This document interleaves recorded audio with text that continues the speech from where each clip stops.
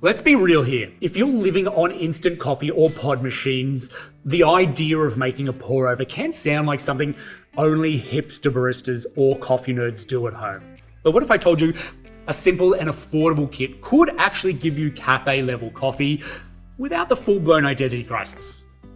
That's exactly what the Hario Craft V60 brewing kit promises. And today we'll take it out of the box, which I've already done, and we'll explore how to brew good coffee with it. Plus, if you are grabbing your first real setup, it is worth knowing through alternative brewing, you can earn BrewPoint loyalty points just for shopping, sharing, and engaging with us. And you earn 1 point for every dollar spent, which does add up to discounts and exclusive deals before you know it. And it is free to join, so I'll throw a link in the description down below. But let's get back to the real question here. Can this simple kit deliver on great coffee? Spoiler alert, it absolutely can, but how? Let's jump in and find out. First things first, what do you get in this affordable coffee kit? You're getting everything you need to start brewing, minus a bag of beans, a kettle to heat your water, and perhaps a set of scales. The kit includes a Hario V60 2-cup plastic dripper, a coffee scoop that importantly holds around 8 grams of beans, so you don't need a scale here, and a beautiful glass coffee server holding 600 mils, and this also has a serving lid. Then you also get 40 paper filters to get you rolling. It's lightweight, simple, and it feels sturdy enough without trying to impress you with fake premium touches. If you are expecting either fancy packaging or luxurious materials at this price, I would adjust those expectations. But honestly, how easy is it to use? Refreshingly straightforward. If you can pour water onto noodles for a cup of ramen, you can make a pour over coffee with this kit. That's the good news. See, the Hario V60 design, it does encourage consistent flow rate of water through the bed of coffee, meaning you can control the brew speed by how you pour. The plastic dripper, this also holds its heat decently well, better than you would think, and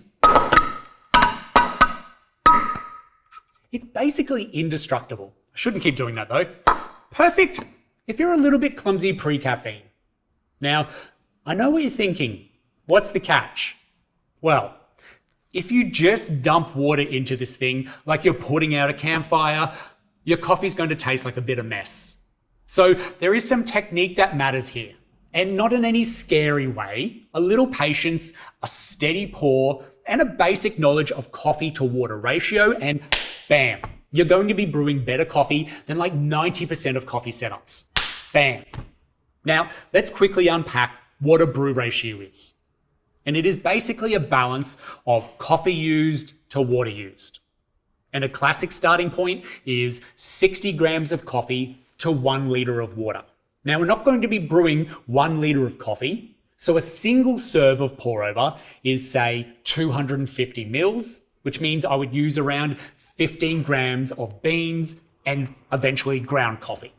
Keeping that ratio consistent is key to getting a predictable flavor. If you use too much water, your coffee can taste weak and washed out. Not stronger, just sadder.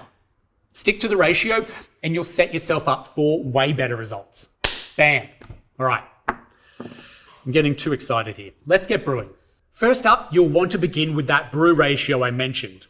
Set aside 15 grams of beans and grind these to a medium fine grind.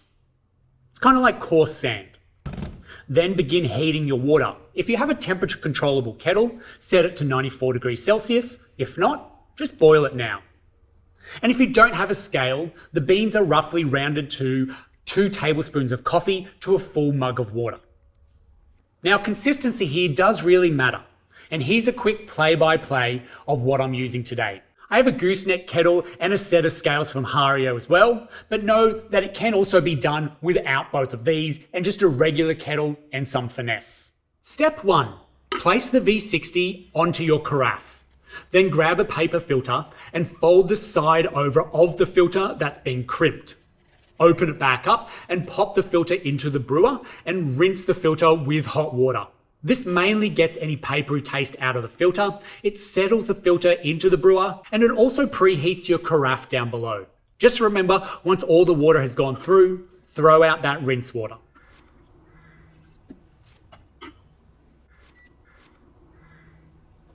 Step 2, add your 15 grams of ground coffee.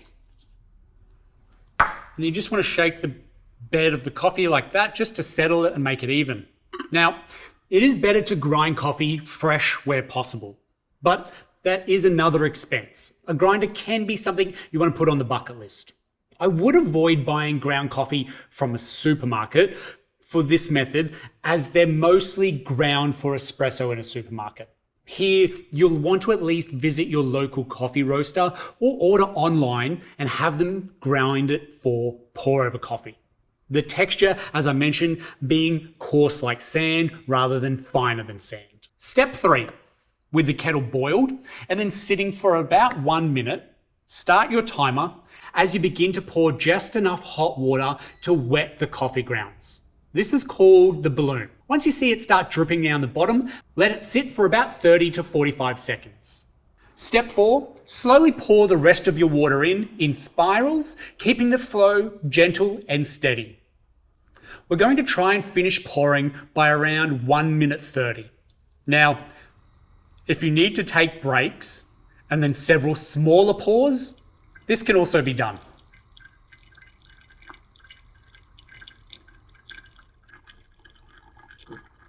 Then step 5, as we've filled it up to 250 grams, so says my scales,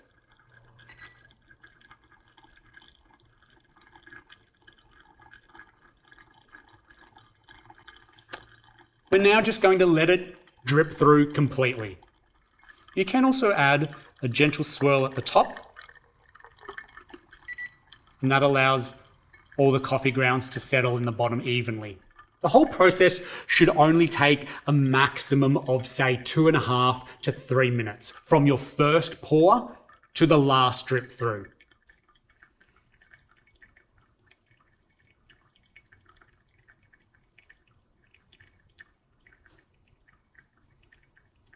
I better get a cup. All right. And, well, that's it. It's done.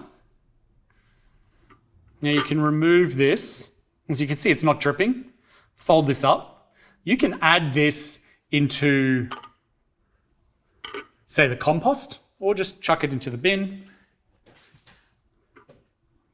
Great thing is, this is really easy to take care of. You're just going to be rinsing this under some water and setting it aside to dry, or drying it, and you can use it again straight away. Making a bit of a mess there, but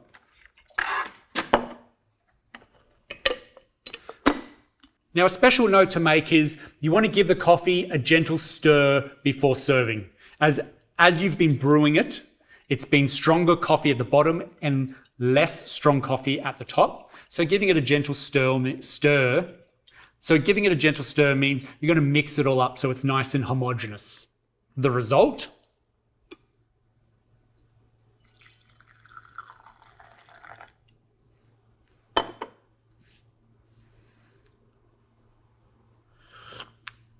Oh, it's hot.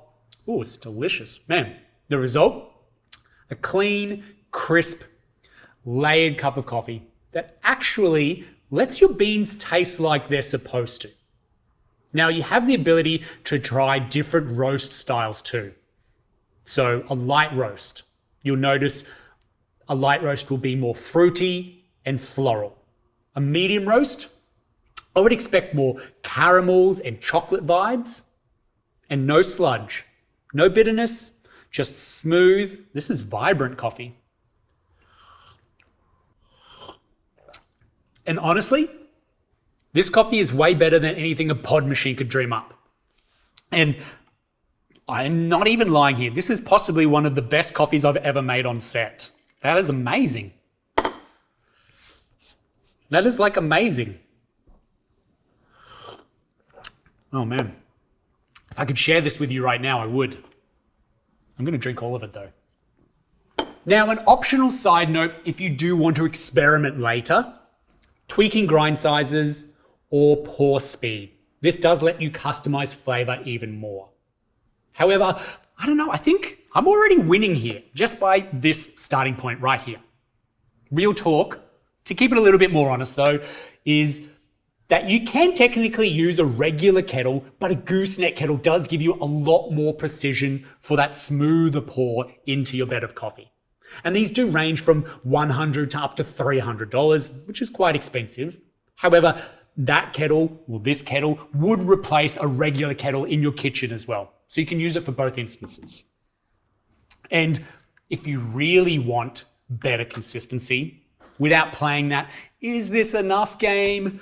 A simple set of coffee scales is totally worth it.